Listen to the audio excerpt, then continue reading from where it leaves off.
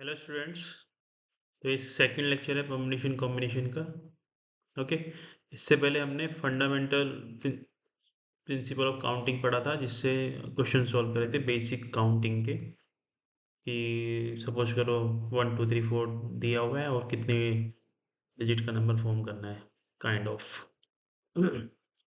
सो अब हम आ गए परम्यूटेशन से। So permutation means arrangement, right. Permutation का मीनिंग क्या है? अरेंजमेंट। यही याद रखना, परम्यूटेशन का बेसिकली मीनिंग क्या होता है? अरेंजमेंट होता है, राइट। अब पढ़ लेते हैं बेसिकली क्या कह रहा है। Permutation is an arrangement in a definite order. एक ऑर्डर फिक्स होना चाहिए उसमें, of a number of object taken some और ऑल, राइट। सपोज करो तो आपके पास दो ऑब्जेक्ट हैं, तो आप इनको कितने तरीके से अरेंज कर सकते हो, मतलब ये कितने तरीके से आपको अलग अलग एंगल से दिखेंगे। एक देखो, एक एंगल ये है ए बी देखने का, एक एंगल बी ए है,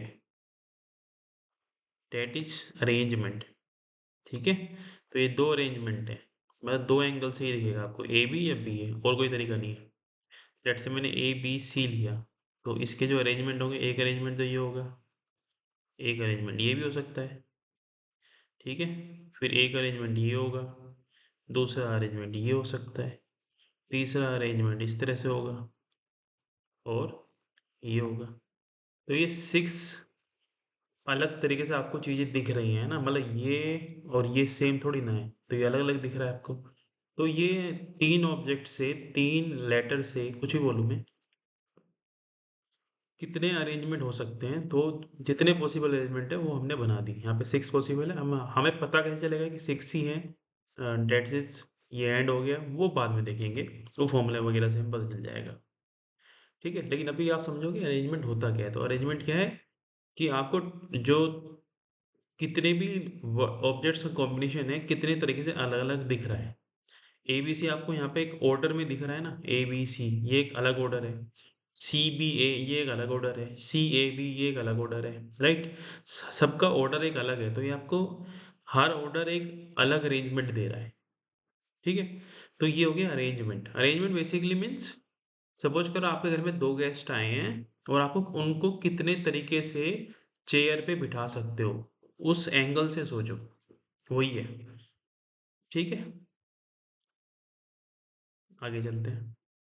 अभी जो अरेंजमेंट की हम बातें करेंगे, वो केवल डिस्टिंक्ट ऑब्जेक्ट के बारे में ही करेंगे, राइट।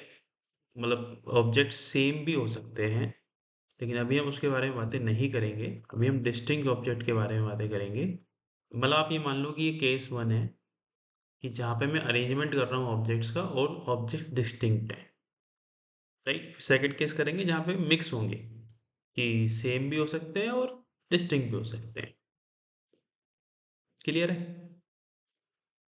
तो अभी एक आप एक चीज माइंड में रखो, एनसीईआरटी के पॉइंट ऑफ व्यू से, कि हमने अभी फंडामेंटल प्रिंसिपल ऑफ काउंटिंग पढ़ा है। मतलब उससे क्वेश्चन कर, उससे भी क्वेश्चंस होते हैं। पहला तरीका है ये, एक तरीका है क्वेश्चंस करने का, कि fundamental principle of counting. Second तरीका जो हम पढ़ेंगे, वो पढ़ेंगे हम अरेंजमेंट, राइट। तीसरा तरीका जो हम पढ़ेंगे, कॉम्बिनेशन। अब इन तीन चीजों पे ही चैप्टर घूमेगा। जो फर्स्ट है वो बेसिक है, मतलब वो बेसिक काउंटिंग है। और जो सेकंड और थर्ड है, अरेंजमेंट और कॉम्बिनेशन, उन दोनों के कॉम्बिनेशन से ही क्वेश्चंस फॉर्म होंगे। तो दोनों का ही कंसेप्ट यूज होगा, जिसमें थोड़ा थोड़ा कंसेप्ट हम, जो हमने वन लिखा हुआ है फंडामेंटल प्रिंसिपल काउंटिंग, वो भी यूज करेंगे। तो जो पहला केस है वो है डिस्टिंक्ट ऑब्जेक्ट का, बाकी केस हम डिस्कस करते रहेंगे टाइम के साथ।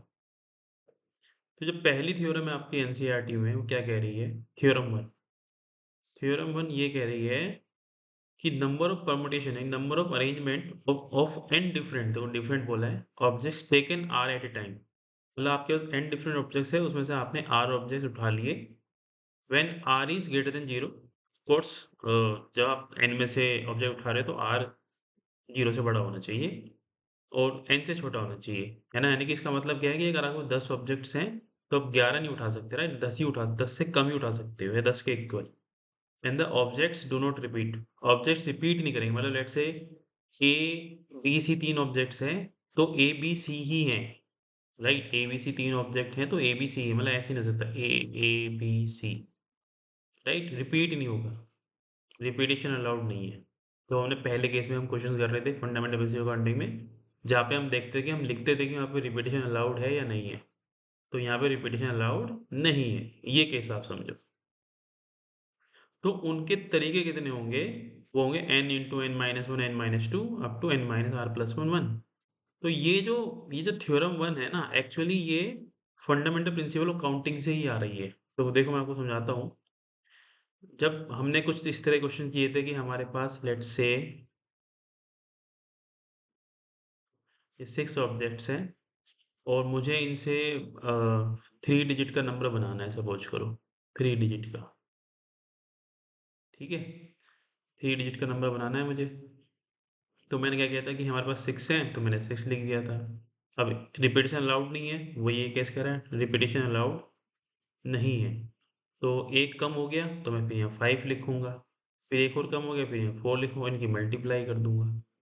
तो ये यही चीज लिखी हुई है, जो ये फॉर्मूला लिखा हुआ है ये यही लिखा हुआ है कि n, देखो n को मान लो 6, फिर 6 में से एक कम गया 5, फिर 5 में से एक कम गया 4, और जब तक ये लास्ट डिजिट होगी n minus r plus one, ये आपकी लास्ट डिजिट है। तो ये कुछ नहीं है, ये basic fundamental principle of counting का रीफ्रेम करके आपको प्रेजेंट किया है इन्होंने, ठीक है। अच्छा, इसको हम एनपीआर भी बोलते हैं, इसको हम एनपीआर भी बोलते हैं। एनपीआर को लिखते कैसे हैं वो देख लो। सो एनपीआर को हम इस तरह लिखेंगे, एन एन ऑब्जेक्ट्स हैं, उसमें से आर सेलेक्ट किए। किसी किसी बुक में ऐसे भी लिखा रहेगा एन कोमा आर, एक ही बात है, ठीक है, एक ही बात है, एनपीआर या पीएनआर है, एक ही बात है ना। तो एनपीआर क्या कह रहा है कि एन ऑब्जेक्ट्स में से आर ऑब्जेक्ट्स को सिलेक्ट किया और अरेंज कर दिया जहाँ पे रिपीटेशन अलाउड नहीं है, जहाँ पे रिपीटेशन अलाउड नहीं है, इसको जरूर याद रखना, मतलब ये गलती मत करना, रिपीटेशन अलाउड नहीं है, right. So that is theorem 1 which comes from the fundamental principle of counting। एक एग्जांपल के तौर पे समझते हैं इसको। सपोज करो let's say A B C D E F G H, तो 3 3 6 2 8, 8 लेटर्स हैं आपके पास, यानी कि 8 ऑब्जेक्ट्स हैं, तो मैंने इसको एन बोल दिया। आपको 4 ऑब्जेक्ट सेलेक्ट करने हैं, आर 4 हो गया, N8 R4। तो ये समझना इस चीज़ों को, फंडामेंटल प्रिंसिपल ऑफ काउंटिंग से मैं पहले बता रहा हूँ आपको। फंडामेंटल प्रिंसिपल ऑफ काउंटिंग से हमने कैसे करा था कि 8 में से 4 सेलेक्ट करने हैं जहाँ पे रिपीटेशन अलाउड नहीं है, रिपीटेशन नॉट अलाउड, ठीक है, नॉट अलाउड, क्रॉस मतलब नॉट अलाउड, ठीक है। तो हमने क्या किया था कि 4 बनाने हैं तो 4 बॉक्स बनाए थे हमने, ये हमने 4 बॉक्स बना लिए, राइट, ओके। 4 बॉक्स बन गए, फिर हमने क्या बोला था कि किसी भी एंड से स्टार्ट करो, चाहे इस एंड से चाहे इस एंड से। तो मेरे पास 8 हैं तो मैंने इधर से स्टार्ट किया, लेफ्ट हैंड साइड से 8 मैंने यूज़ कर ली, कोई एक नंबर यूज़ हो गया होगा। तो अब मेरे पास 7 बजे तो मैंने फिर 7 लिखा था, फिर एक और नंबर यूज़ हो गया तो मैंने 7 में से एक कम हो गया तो अब 6 बजे तो मैंने 6 लिखा, फिर एक नंबर कम हो गया फिर मैंने यहाँ 5 लिखा। अब ये मल्टीप्लिकेशन थ्योरम यूज़ होगी यहाँ पे, तो मैंने इनको मल्टीप्लाई कर दिया। तो ये तो हो गया हमारा फंडामेंटल प्रिंसिपल ऑफ काउंटिंग। अब इसी चीज़ को जो थ्योरम 1 कह रही है वो इस फॉर्म में कह रही है कि आप क्या करो कि आप अगर 8 में से 4 ऑब्जेक्ट सेलेक्ट कर रहे हो, उनको अरेंज कर रहे हो, तो उसका तरीका ये होता है।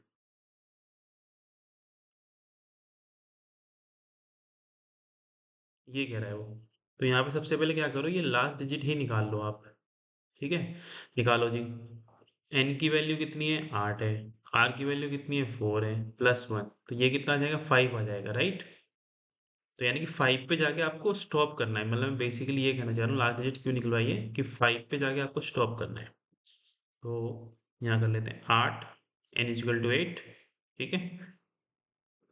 8 में से एक गया 7, देन एक और सब्ट्रैक्ट किया 6, एक और सब्ट्रैक्ट किया 5, तो एक-एक सब्सट्रैक्ट करते जाना है और लास्ट डिजिट यहाँ से फाइंड आउट करनी है कि क्या आएगी, तो 5 आएगी, तो यहाँ पे आके स्टॉप हो गया। तो यहाँ पे हमने स्टॉप कर दी। अब ऊपर और नीचे का आंसर देखो मैच कर रहा है क्या? तो ये दोनों चीज़ें एक ही हैं। तो theorem 1 is basically fundamental principle of counting. ठीक है? तो वहीं से आ रही है। बस वहाँ पे कंडीशन अप्लाई कर दी कि रिपीटिशन नॉट अलाउड। अगर मैं रिपीटिशन नॉट अलाउड कर दे रहा हूँ, तो आपको ये थ्योरम 1 और जो फंडामेंटल प्रिंसिपल ऑफ काउंटिंग है, वो एक ही चीज़ है। ठीक है? अंडरस्टूड? आई थिंक ये समझ में हो गया। ठीक है, आगे चलते हैं। अब एक चीज़ आती है फैक्टोरियल। तो फैक्टोरियल होता क्या है, पहले वो समझ लेते हैं। देखो फैक्टोरियल के दो सिंबल हैं, या तो ये या फिर आपको ऐसा मिलेगा। दोनों का मतलब एक ही बात है, ये फैक्टोरियल है ना। Right, n factorial, n factorial. तो एन फैक्टोरियल का एक्चुअल में मतलब क्या है? एन फैक्टोरियल का मतलब है n into n minus one, n minus two, n minus three, at is 3, 2, 1। ठीक है, यहाँ पे 1 तक जाएगा। अभी जो हमने थ्योरम 1 में देखा था, वो स्टॉप हो रहा था कहीं एक नंबर पे जाके, right, n minus r plus one पे जाके ये स्टॉप हो रहा था। लेकिन जो फैक्टोरियल वाला केस है, इसमें ये 1 तक ही जाएगा, ये 1 पे जाके स्टॉप होगा हमेशा। ये 1 पे जाके ही हमेशा स्टॉप होगा, एन फैक्टोरियल। राइट, तो दैट इज एन फैक्टोरियल। तो एन फैक्टोरियल से, इसको एन फैक्टोरियल बोलते हैं। और एक ही बात है, अगर मैं ऐसे लिखूं या ऐसे लिखूं, वो एक ही बात है, उससे कोई फर्क नहीं पड़ेगा। ठीक है, ओके। अब सपोज करो यहाँ से एक चीज निकल के आई है आपकी, एक पॉइंट निकल के आया, एक नोट निकल के आया। लेट से आपके पास 4 ऑब्जेक्ट हैं, ठीक है, और आपने 4 के 4 को अरेंज किया, n equal to 4, r equal to 4। तो जो हमारा थ्योरम 1 से जो फॉर्मूला ड्राइव हुआ था, अगर मैं उसको एक बार यूज़ करूँ कि n into n minus one, n minus two, up to n minus r plus one, right. तो लास्ट डिजिट सबसे पहले निकालना आप, 4 - 4 प्लस वन। तो ये 1 आ रही है, लास्ट डिजिट कितनी आ रही है, यानी कि मैं 1 पे जाके रुक जाऊंगा। तो 4, 3, 2, 1। तो सुनो ध्यान से, जब मैं, अब देखो यहाँ पे n में से एक कम हुआ, एक कम हुआ, लास्ट में 1 पे रुक गया। तो यहाँ पे तो यही हुआ, n में से एक कम हुआ, एक कम हुआ, और 1 पे जाके स्टॉप हो गया। इसका मतलब ये 4 फैक्टोरियल है। इसका मतलब ये 4 फैक्टोरियल है, राइट। इसका एक और मीनिंग यहाँ से जो निकल रहा है, mathematically that is 4 factorial, but ये जो हम थ्योरम 1 से इसको कोरिलेट कर रहे हैं कि जब n इज इक्वल टू 4 था और r is equal to 4, it means जब 4 ऑब्जेक्ट्स में से मैंने 4 के 4 ही अरेंज करने हैं, यानी कि मेरे पास 10 ऑब्जेक्ट्स हैं, मेरे पास n ऑब्जेक्ट्स हैं, और मुझे n के n अरेंज करने हैं, सभी अरेंज करने हैं, कोई छूटना नहीं है, राइट। तो उसके अरेंजमेंट के जो तरीके होते हैं वो n फैक्टोरियल होते हैं, राइट। उसके अरेंजमेंट के जो तरीके होते हैं वो n फैक्टोरियल होते हैं। ये आपको याद नहीं करना, मैं इससे बता रहा हूँ कि ये क्या कंक्लूजन आ रहा है जब n इक्वल टू 4 है, r इक्वल टू 4 है, यानी कि n और r बराबर है, तो n फैक्टोरियल तरीके से चीजें अरेंज होंगी, राइट। आपको तो बेसिकली जो मैं आपको बता रहा हूँ वो यूज करना है कि थ्योरम 1 यूज करी और लास्ट डिजिट निकाल ली यहाँ से, 1 आई। अब वो फैक्टोरियल आ रहा है क्या आ रहा है उससे कोई मतलब नहीं है, ठीक है। तो आपको तो आंसर से मतलब है कि ये ऐसा आंसर आएगा। क्लियर है? ओके। ये रिपीट होके बाद में भी आएगा कि एन फैक्टोरियल कैसे आया, इसे मैंने पहले ही बता दिया। अब थोड़ा फैक्टोरियल को और एक्सप्लोर करते हैं। सपोज करो मैंने लिखा 4 फैक्टोरियल, अभी मैंने लिखा तो इसका मतलब ये हुआ 4, 3, 2, 1। मैंने लिखा 5 फैक्टोरियल, तो इसका क्या मतलब 5, 4, 3, 2, 1, यानी कि आपको 1 तक ही जाना है। मैंने लिखा 7 फैक्टोरियल, तो 7, 6, 5, 4, 3, 2, 1। अच्छा, अगर आपको ये चीज़ मैं दिखाऊं तो ये 6 से स्टार्ट हो रही है, 1 पे एंड हो रही है, तो इसका मतलब क्या हुआ? ये तो लिखा हुआ है 7 इंटू 6 फैक्टोरियल, राइट? यानी कि मैं 7 फैक्टोरियल को ऐसे भी लिख सकता हूँ। तो यानी कि मैं n फैक्टोरियल को n into n minus 1 factorial भी लिख सकता हूँ, या फिर n into n minus 2, sorry n minus 1, n-1 n-2 factorial भी लिख सकता हूँ, उससे कोई फर्क नहीं पड़ेगा। तो ये याद रखो आप कि ऐसे यूज कर सकते हैं, ठीक है, ये याद रखना है। ओके, यहाँ पे जो इम्पोर्टेंट चीज़ है वो क्या है, n नेचुरल नंबर होना चाहिए। n क्या होना चाहिए? Natural number. n क्या होना चाहिए? नेचुरल नंबर होने चाहिए। नेचुरल नंबर क्या होते हैं? 1 2 3 4 5 6 up to 10 like this. Okay, they are natural number. तो n नेचुरल नंबर होना चाहिए, एक पॉइंट आ गया। दूसरा पॉइंट, n फैक्टोरियल को इस तरह से यूज कर सकते हैं जो मैंने बॉक्स में किया होगा, ये वाला, ठीक है, जो मैंने बॉक्स में हाईलाइट किया, n नेचुरल नंबर होना चाहिए। क्लियर है? एक चीज और जो आपको याद रखनी है कि जो जीरो फैक्टोरियल की वैल्यू होती है, यानी कि इसको मैं 1 लिख दूँ, इसको मैं 2 लिख दूँ, इसको मैं 3 लिख देता हूँ। जीरो फैक्टोरियल की वैल्यू कितनी होती है? 1। और 1 फैक्टोरियल की वैल्यू भी कितनी होती है? 1। क्लियर है? ठीक है, ये 4 चीज़ मैंने लिखवा दी, आप 4 चीज़ आपको याद रखिए। ओके, तो मेरे फैक्टोरियल के नोट्स में क्या लिखा हुआ है? The notation n factorial represent the product of first n natural number. एक ही बात है, मैंने ये लिखा था कि जो एन फैक्टोरियल होता है वो n into n minus one n minus two up to 3 2 1। मैंने नेचुरल नंबर की डेफिनेशन क्या बताई? 1 से स्टार्ट होती है। तो जैसे मैंने बोला 4 फैक्टोरियल, तो 1 इंटू 2 इंटू 3 इंटू 4, ठीक है। मैं इसको ऐसे लिखूं, इसको ऐसे लिखूं, एक ही बात है, इससे कोई फर्क नहीं पड़ता, राइट? तो 1 से स्टार्ट करो 4 तक चले जाओ, या 4 से स्टार्ट करो 1 तक चले जाओ। तो ये 4 नेचुरल नंबर का प्रोडक्ट ही तो लिखा हुआ है। तो वही वो कह रहा है, the notation n factor represent the product of first n natural number, the product is 1 2 3 up to n is noted by n factorial. यही वो बोल रहा है, यही मैं आपको ऑलरेडी एक्सप्लेन कर चुका हूँ। एन नेचुरल नंबर होता है, ये लिखा हुआ है वाई, इसका आंसर आप सोचो। जीरो फैक्टोरियल की वैल्यू क्या होती है? 1 होती है, मैं ऑलरेडी बता चुका हूँ। एन नेगेटिव नहीं होता, ठीक है, एन नेगेटिव नहीं होता क्योंकि एन नेचुरल नंबर है। तो आप ये मानोगे अगर कभी नेगेटिव नंबर आ गया, कभी नेगेटिव नंबर अगर आता है, तो आप उसको बोल दोगे नॉट डिफाइन, ठीक है, उसको आप क्या बोल दोगे? नॉट डिफाइन, नॉट डिफाइन, ये लिख दोगे आप, ठीक है। जीरो फैक्टोरियल की वैल्यू 1, 1 फैक्टोरियल की वैल्यू 1, और फैक्टर मतलब product of n natural number, right? जो मैंने आपको ये चीज़ बताई थी कि जब n इक्वल टू 4 होगा और r इक्वल टू 4 होगा, यानी कि दोनों इक्वल होंगे, तो वो n फैक्टोरियल के बराबर आता है। उसको हम बाद में देखेंगे, अभी इग्नोर करो उसको। अभी आप फैक्टोरियल पे फोकस करो केवल कि फैक्टोरियल कैसे खेलते हैं। अब बेसिक क्वेश्चन जो आया है फैक्टोरियल का, वो देख लेते हैं। Just give me a second.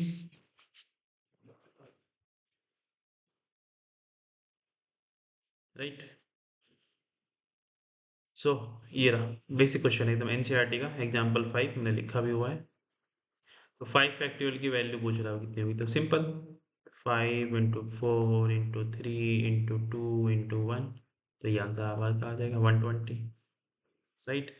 फिर 7 फैक्टोरियल की वैल्यू कितनी होगी? तो 7 into 6 into 5 into 4 into 3 into 2 into 1। जब कुछ फैक्टोरियल की वैल्यू याद रखो, जैसे 5 फैक्टोरियल की वैल्यू आपको ऊपर से मिल गई है 120 है, तो ये आपको याद हो गई, तो यहाँ पे आपने 120 लिख दिया। अब इनकी मल्टीप्लाई आप कर लेना, ठीक है।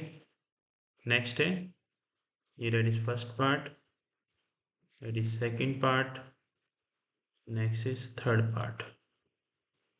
7 फैक्टोरियल माइनस 5 फैक्टोरियल, अब ऊपर से दोनों के आंसर आए हैं, दोनों को सब्ट्रैक्ट कर देना, ठीक है। तो 7 इंटू 6 इंटू 120 माइनस 120, तो 120 मैंने कॉमन ले लिया। 7 into 6 is 42 minus 1, that is 120 into 41। ये आपका आंसर है, मल्टीप्लाई कर लेना आप। ठीक है, तो ये 3 सोल्व हो गए, राइट। नेक्स्ट क्वेश्चन, ये तो इजी था, बहुत ही easy calculation, just a normal multiplications. Next part करते हैं। नेक्स्ट पार्ट देखो, जैसे यहाँ पे लिखा हुआ है 1/8, ये भी एनसीईआरटी का ही है एग्जाम्पल, और इसी तरह क्वेश्चन आपको एक्सरसाइज में मिल जाएगा, राइट। अब यहाँ पे ये मत करना कि इसकी वैल्यू निकाल लेता हूँ और इसकी भी वैल्यू निकाल लेता हूँ 9 फैक्टोरियल की, और इसकी भी वैल्यू निकाल लेता हूँ 10 फैक्टोरियल, नहीं ये मत करना, क्योंकि बहुत बड़ी वैल्यू आएगी, राइट। तो ऐसे नहीं करेंगे, छोटी वैल्यू होती है 2 3 तो कर लेते, बल्कि मैं रिकमेंड करूंगा कि तब भी मत करो, पहले हमेशा क्वेश्चंस को सॉल्व करने का रूल ये होता है कि पहले उसको सिंप्लीफाई कर लो, कैलकुलेशन तो बाद में हो जाएगी। ठीक है, तो एलसीएम ले लो, यहाँ पे एक ही तरीका मुझे दिख रहा है कि एलसीएम ही ले लेते हैं। तो ऊपर क्या आएगा, 9 फैक्टोरियल प्लस 8 फैक्टोरियल, और मल्टीप्लाई में 8 फैक्टोरियल इंटू 9 फैक्टोरियल। अब 10 को मैं लिख सकता हूँ क्या, 10 इंटू 9 इंटू 8 फैक्टोरियल, मैंने अभी बताया था आपको कि जो n फैक्टोरियल होता है वो n into n minus 1 factorial के बराबर होता है, या फिर n फैक्टोरियल, या फिर n into n minus 1 n minus 2 factorial के बराबर होता है। अगर आप यहाँ 10 रखोगे n की जगह रख के देखो, 10 फैक्टोरियल 10 इंटू 9 इंटू 8 फैक्टोरियल, तो यही मैंने लिखा है यहाँ पे। ठीक है, इसलिए मैंने बोला याद कर लेना। तो 8 फैक्टोरियल से 8 फैक्टोरियल कट जाएगा आपका, ये कैंसिल आउट हो गया। सो 9 factorial plus 8 factorial divided by 9 factorial x 10 into 9, right. देखो ऊपर से भी मैं 8 फैक्टोरियल कॉमन ले लेता हूँ कि 9 इंटू 8 फैक्टोरियल लिख लिया मैंने, 9 को क्या लिखा मैंने, 9 इंटू 8 फैक्टोरियल, 9 को लिख रहा हूँ केवल, it is 9 into 8 factorial plus 8 factorial 9 factorial, right. और इसको आप 90 ले सकते हो या ना भी मत लिखो, कोई फर्क नहीं पड़ेगी। ओके, अब देखो ऊपर से 8 फैक्टोरियल कॉमन है, ऊपर से 8 फैक्टोरियल कॉमन है, तो 9 प्लस 1 10 आ गया, और डेट इज 9 इंटू 8 फैक्टोरियल। मैं आपको उसको बता देता हूँ कैसे मैं लिख रहा हूँ। इसको मैंने ये लिखा, इस पार्ट को सिंप्लीफाई करके मैंने ये लिखा, ठीक है। यहाँ से है कैलकुलेशन, अब equal to x upon 9 into 10। अब जो कैंसिल आउट हो रहे हैं वो कैंसिल, 9 से 9 कैंसिल हो गया, 8 से 8 कैंसिल हो गया, राइट। तो यहाँ 10 है, यहाँ पे 10 है, तो ये मल्टीप्लाई हो जाएंगे, तो x इजिकल टू कितना आ जाएगा, 100। यही आपका आंसर है। तो देखो मैंने ना जो कैलकुलेशन करी, जैसे जैसे मुझे दिखता रहा कि हर स्टेप पर कुछ कुछ कटेगा, उस हिसाब से मैंने कैलकुलेशन की और आपका आंसर आ गया। तो पहले एक्सपेंड नहीं करना कि 8 फैक्टोरियल की वैल्यू निकाल लो, 9 फैक्टोरियल की वैल्यू निकाल लो, ऐसे नहीं करना है, राइट। तो आई थिंक फैक्टोरियल में हमने काफ़ी डिस्कस कर लिए, फैक्टोरियल में इतना ही है, इससे ज़्यादा कोई डिस्कस करने की ज़रूरत नहीं है। ठीक है, फिर भी कुछ भी डाउट है तो यू कैन आस्क।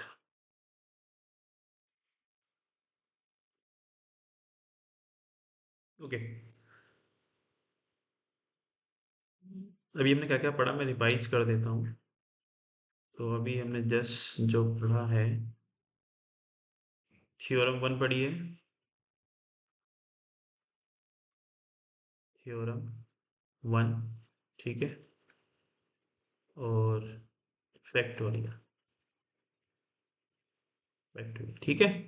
अब मैं इससे पहले मैं थ्योरम 2 पे आता हूँ, क्योंकि थ्योरम 1 और थ्योरम 2 थोड़ा सा कोरिलेशन है इनमें, तो थ्योरम 2 पे आता हूँ, जो कि बहुत सिंपल है, जो मैं ऑलरेडी बता चुका हूँ आप लोगों को।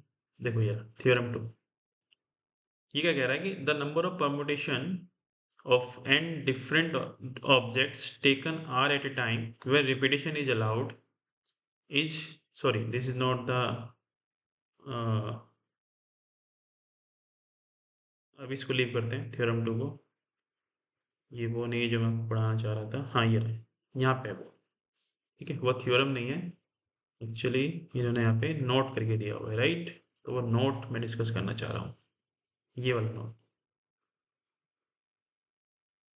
ये वाला नोट मैं डिस्कस करना चाह रहा हूँ, जो मैं ऑलरेडी कर चुका हूँ, लेकिन मैं दोबारा डिस्कस करूँगा। ठीक है, तो थ्योरम 2 पे बाद में आएंगे। सो डेरिवेशन ऑफ एनपीआर फॉर्मूला। अच्छा, थोड़ा सा एनपीआर को और एक्सप्लोर कर लेते हैं, मैंने थोड़ा पीआर को एक्सप्लोर नहीं करा। ठीक है, एनपीआर, हाँ, थर्ड पेज क्या थी हमारी, एनपीआर थी, NPR, N, sorry, P N R, एक ही बात है। तो ये क्या कह रहा है, इसका एनपीआर का मीनिंग क्या था कि एन ऑब्जेक्ट्स में से आर ऑब्जेक्ट्स सेलेक्ट हुए और अरेंज हुए। ये एरो का डायरेक्शन याद रखो बस। ठीक है, एन ऑब्जेक्ट्स में से आर ऑब्जेक्ट्स सेलेक्ट हुए और अरेंज हुए, एनपीआर का मतलब यही है। ठीक है, फैक्टोरियल का मतलब आप समझ चुके हो, product of n natural number. Theorem 1, repetition allowed नहीं है, तो ये फंडामेंटल प्रिंसिपल ऑफ काउंटिंग ही है basically, n minus r plus one. ठीक है, ये तीन चीजें हमने डिस्कस कर लिया। इससे पहले लेक्चर में हम फंडामेंटल प्रिंसिपल ऑफ काउंटिंग पढ़ चुके हैं। और जो नेक्स्ट चीज है वो है एनपीआर का फॉर्मूला। उसको थोड़ा कॉम्पैक्ट कर रहे हैं, मतलब इंस्टेड ऑफ एनपीआर का फॉर्मूला एक्चुअली हमने आपको क्या दिया था, थ्योरम 1 दिया था। एनपीआर का हमने जो आपको फॉर्मूला दिया है वो थ्योरम 1 ही दिया है। ठीक है, तो ये एक्चुअल में क्या बता रहा है, एन ऑब्जेक्ट्स में से आर ऑब्जेक्ट सेलेक्ट करें और उनको अरेंज किया, तो उसके ये तरीके हैं। ओके, सो इसका डेरिवेशन, इसको थोड़ा कॉम्पैक्ट फॉर्म में बनाना चाह रहे हैं फॉर्मूले को, इतना बड़ा याद नहीं करना चाह रहे, और जिसको याद करना है करो। दोनों तरीके होने चाहिए आपके माइंड में कि ये एक ही बात है। तो ये डेरिवेशन है, तो डेरिवेशन देखते हैं कैसे होगा।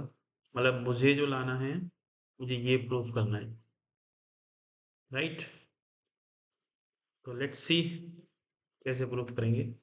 प्रूफ करने से पहले मैं आपको दिखा दूं कि ये प्रूफ करना काफ़ी इजी है। ठीक है, मतलब हम एक बेसिक नंबर से लेके प्रूफ करेंगे। सबसे पहले तो एन पी आर क्या लिखा हुआ था, n into n minus one n minus two up to n minus r plus one, ये लिखा हुआ है। सपोज करो एन की वैल्यू 6 है और आर की वैल्यू 4 है। ठीक है, और मुझे प्रूफ क्या करना है, मैं यहाँ लिख देता हूँ, n P r n factorial, हाँ फैक्टोरियल आपको अब पता है, एन माइनस आर फैक्टोरियल। ठीक है, ये प्रूफ करना है मुझे। अब देखो, इनसे देखो, इनसे जिस तरीके से मैं यहाँ पे करूंगा उस तरीके से मैं नंबर पे भी करूंगा, तो ध्यान से देना। Okay, let me change my colour.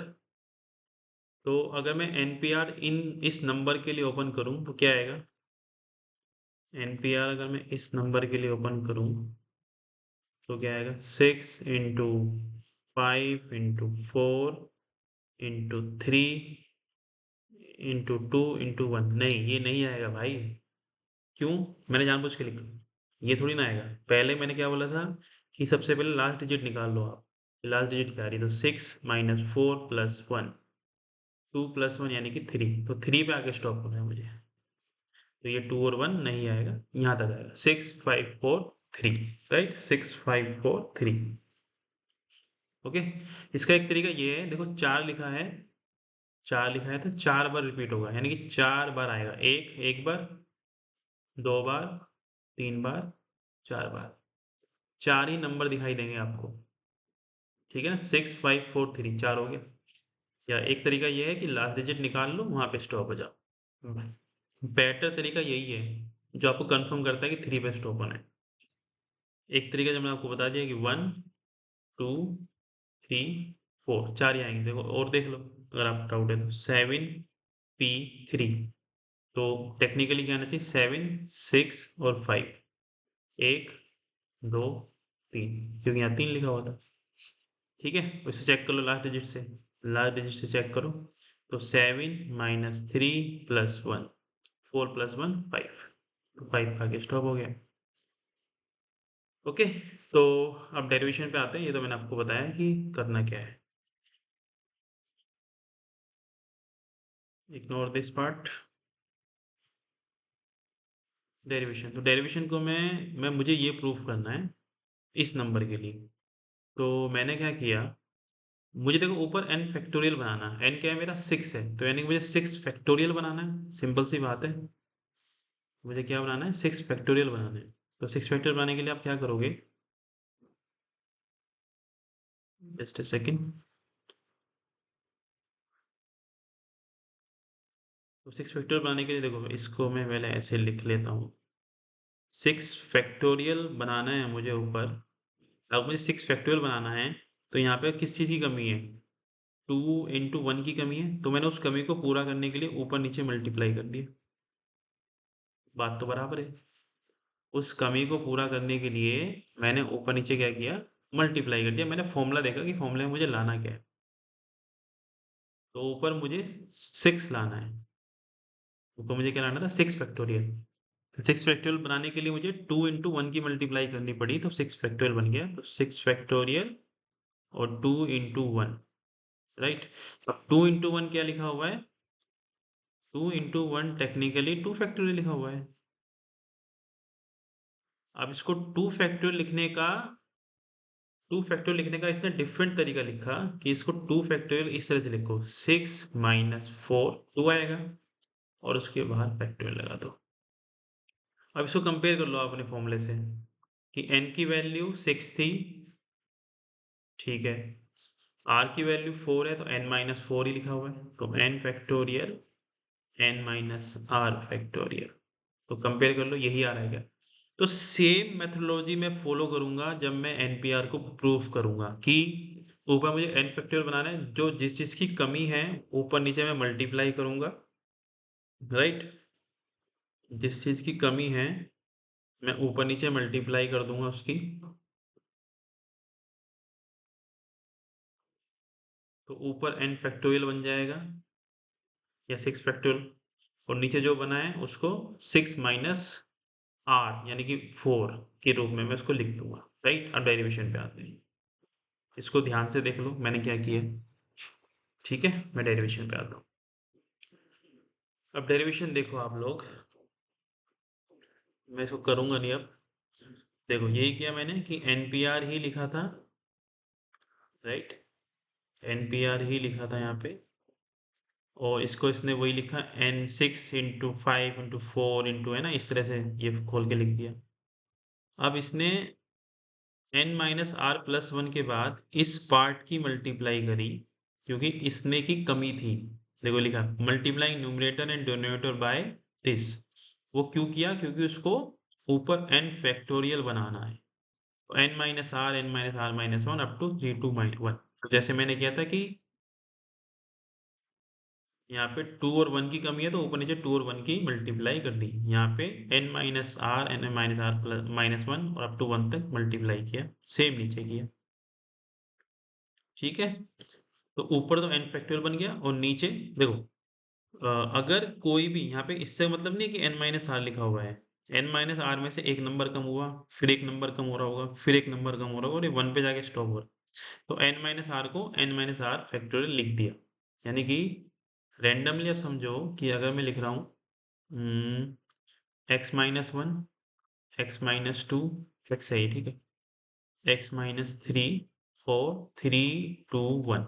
तो मैं इसको एक्स माइनस वन फैक्टोरियल लिखूंगा, क्योंकि ये नंबर यहाँ से स्टार्ट हुआ है और वन तक जा रहा है। तो एक्स माइनस वन फैक्टोरियल लिख दिया। तो एन माइनस आर से स्टार्ट हुआ और वन पे जाके एंड हो गया, तो एन माइनस आर फैक्टोरियल मैंने इसको लिख दिया। तो यही मुझे प्रूफ करना था, फॉर्मूला प्रूफ हो गया। अब जो इसमें से जो केस बन के आया है वो देखते हैं। वही मैं आपको पहले भी पढ़ा रहा था। इसमें से जो केस बन के आ रहा है कि एनपीआर का फॉर्मूला तो हम प्रूफ कर चुके हैं, वो तो यही आएगा, एन फैक्टोरियल, ठीक है, n minus r factorial, right. ये हम प्रूफ कर चुके हैं। यहाँ पे एक केस देखते हैं हम। Case when n is equal to r. जब n is equal to r होगा, तो npn लिखूंगा मैं। तो n factorial n minus r, zero factorial की वैल्यू 1 होती है, तो that is n factorial divide by 1, that is n factorial. यानी कि अगर आपको n ऑब्जेक्ट्स में से n ऑब्जेक्ट ही सेलेक्ट करने हैं तो उसके कितने तरीके हैं, n फैक्टोरियल। यही मैं आपको बता रहा था, ठीक है ना। यही मैं तो आपको बता रहा था कि जब n ऑब्जेक्ट्स में से n ऑब्जेक्ट ही सेलेक्ट किए और उनको अरेंज किया तो उसके कितने तरीके हैं, n फैक्टोरियल, राइट। यही मैं तो आपको बता रहा था। Let me show you again.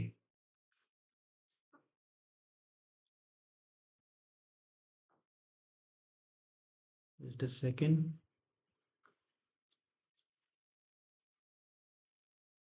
हाँ ये रहा कि n इजिकल टू 4 लिया था मैंने, r इजिकल टू 4 लिया था, और मैंने आपको बताया था कि अगर मैं n is equal to 4 r is equal to 4 लेता हूँ, उनको अरेंज करता हूँ तो 4 फैक्टोरियल ही आएगा।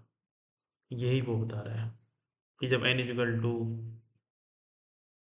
r के बराबर होगा, केस 1, तब हमारे जो कॉम्बिनेशन आएंगे वो n फैक्टोरियल आएंगे, ठीक है। तो अब हमने क्या क्या पढ़ लिया है उसको एक बार देख लेते हैं। मैं बीच बीच में बताता चलूंगा ताकि कंफ्यूजन न हो। थ्योरम 1, ठीक है। थ्योरम 1 क्या थी, एनपीआर ही था, और ये फॉर्मूला था, सॉरी n माइनस वन, और लास्ट में n minus r plus one लिख लेना आप, n minus r plus one, ठीक है। थ्योरम 1 पढ़ा। सेकंड हमने क्या पढ़ा, फैक्टोरियल। थर्ड हमने क्या पढ़ा, फैक्टोरियल। थर्ड हमने क्या पढ़ा, एनपीआर का प्रूफ, ठीक है, एनपीआर का प्रूफ। फोर्थ हमने क्या पढ़ा, एनपीआर क्या है, एनपीआर में से एक केस जहाँ पे n इजिकल टू आर था, और जहाँ से जो आउटपुट आएगा वो n फैक्टोरियल आएगा, क्योंकि जब n सारे ऑब्जेक्ट्स 10 ऑब्जेक्ट्स हैं, 10 के 10 सिलेक्ट कर लिए, 10 ऑब्जेक्ट्स हैं, 10 के 10 आपने उठाए और उनको सिलेक्ट अरेंज कर दिया, राइट। 10 ऑब्जेक्ट 10 के 10 सिलेक्ट किए और अरेंज किया, तो n फैक्टोरियल तरीके। तो ये चार चीज हमने अभी तक पढ़ ली। जो नेक्स्ट हमारा आएगा केस, सेकंड केस, जो मैं थ्योरम वन बोल रहा था। थ्योरम देखो, थ्योरम वन में मैंने क्या बोला था, थ्योरम वन में मैंने आपको बोला था कि एक चीज याद रखना कि रिपीटेशन अलाउड नहीं है। मैंने मार्क किया था कि वहां पे क्या है, रिपीटेशन अलाउड नहीं है। ये रहा, रिपीटेशन अलाउड नहीं है, ठीक है।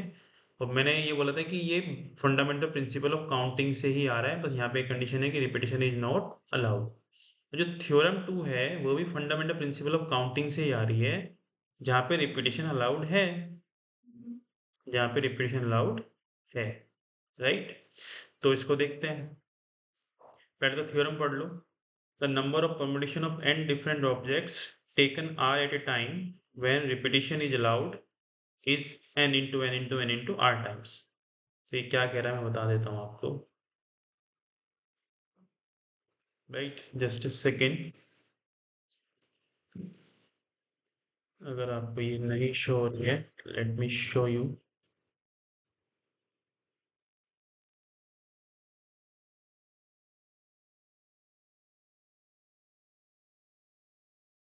ओके, आई थिंक अब आपको ये शो हो रही होगी, ठीक है। So the number of permutation of n different objects taken r at a time when where repetition is allowed is n into n into into up to r times, ठीक है। रिपीटेशन अलाउड देखो मैंने यहाँ लिखा भी हुआ है, repetition is allowed. तो फंडामेंटल प्रिंसिपल ऑफ काउंटिंग हम क्वेश्चन कर रहे थे, वहां पे हमने दो केस डिस्कस कर रहे थे, है ना। दो तरह के क्वेश्चन हम देख रहे थे, आप रिपीटेशन अलाउड, अलाउड और नॉट अलाउड। तो रिपीटेशन जब अलाउड नहीं है that is theorem two, sorry जब अलाउड है थ्योरम टू, और जब अलाउड नहीं है वो थ्योरम वन, ठीक है। तो theorem two theorem one actually fundamental principle of counting से ही आया है, ओके। तो थ्योरम वन थ्योरम टू तुम इग्नोर मार सकते हो, मैं टेक्निकली ये कह रहा हूँ आपको। थ्योरम थ्योरम टू तुम इग्नोर मार सकते हो, वो फंडामेंटल, अगर मैं इन दोनों को कंबाइन कर लूँ तो ये फंडामेंटल प्रिंसिपल ऑफ काउंटिंग ही है। क्यों है, जब मैंने आपको देखो एक क्वेश्चन दिया था कि 4 डिजिट का नंबर फॉर्म करो यूजिंग दीज 5 डिजिट्स, ओके। और मैंने बोला रिपीटेशन अलाउड है, मैंने क्या बोला, रिपीटेशन अलाउड है। या एक फोन नंबर वाला क्वेश्चन जो हमने किया था, मैंने उसमें बोला भी था, ठीक है। कोई भी क्वेश्चन मान लो, इट्स ओके। तो रिपीटेशन अलाउड है, यानी थ्योरम 2, रिपीटेशन अलाउड है यानी थ्योरम 2। तो मेरे पास 10 डिजिट है, तो पहले नंबर पे 10 के 10 आ जाएंगे। ठीक है, ठीक है। अब ये मान लो कि एक काम करो, अभी एक केस इसमें यहाँ पे गड़बड़ हो जाएगी, तो यहाँ पे 0 हटा देता हूँ। फिलहाल इग्नोर मारो इसको कि 9 ही है, ये सोचो आप कि 9 ही है। ठीक है ना, क्योंकि पहले नंबर पे 0 आएगी तो गड़बड़ करेगी। तो यहाँ पे हम लेते हैं 9। 9 ऑब्जेक्ट्स हैं, 4 डिजिट का नंबर बनाना है। तो 9 रिपीटेशन अलाउड है, तो अगले में भी 9 रिपीटेशन अलाउड है, तो अगले में भी 9 रिपीटेशन अलाउड है, तो अगले में भी 9। तो ये आंसर कितना आया था हमने जब किया था, 9 इंटू 9 इंटू 9 इंटू 9। तो 4 डिजिट का बनाना है, यानी कि 4 ऑब्जेक्ट सेलेक्ट करने हैं, तो 4 टाइम्स मल्टीप्लाई किया आपने। तो and 9 to the power 4, 9 to the power 4 answer है। यही थ्योरम 2 कह रही है, देख लो चाहिए कि n को आप 9 समझो एक बार के लिए, और देखो 9 इंटू 9 इंटू 9 इंटू 9 लिखा हुआ है, और r टाइम्स मतलब जब r ऑब्जेक्ट सेलेक्ट किए थे हमने, तो r times, right. Okay, r times, तो यानी कि अल्टीमेटली क्या बन जाएगा, n to the power r, ये बन जाएगा थ्योरम 2। तो basically theorem 1 and theorem 2 is क्या है, एक डिफरेंट फॉर्म है फंडामेंटल प्रिंसिपल ऑफ काउंटिंग की, राइट। ओके, ठीक है। तो आज इतना ही डिस्कस करते हैं, अभी मैं स्टॉप करता हूँ। तो नेक्स्ट लेक्चर में डिस्कस करेंगे थ्योरम 2 पे questions and permutation when all objects are not distinct. तो ये एक और केस आ गया जब सारे ऑब्जेक्ट डिस्टिंक्ट नहीं है, कुछ हमने उसमें सेम ऑब्जेक्ट डाल दिए। ठीक है, तो आज के लिए स्टॉप करते हैं। अपने डाउट्स जो भी हैं कमेंट कर देना भाई इसी वीडियो में। I will discuss in the next class. Thank you.